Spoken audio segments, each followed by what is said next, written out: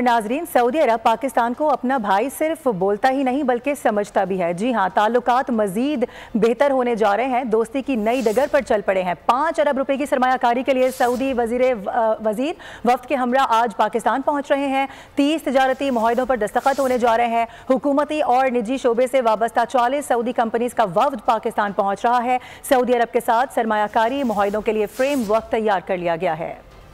तरक्की के नए दौर का आगाज, पाक सऊदी देरीना दोस्ताना ताल्लुकात, 5 अरब डॉलर सरमायाकारी के 30 मुआहदे, हुकूमती और निजी शोबे से वाबस्ता 40 सऊदी कंपनीज के चीफ्स की वफ्द के हमरा जल्द पाकिस्तान आमद। इब्तदाई तौर पर दोनों ममालिक के दरमियान 2 अरब डॉलर की सरमायाकारी होगी। सऊदी निजी शोबा 1 अरब डॉलर पाकिस्तानी मंडी में लगाएगा।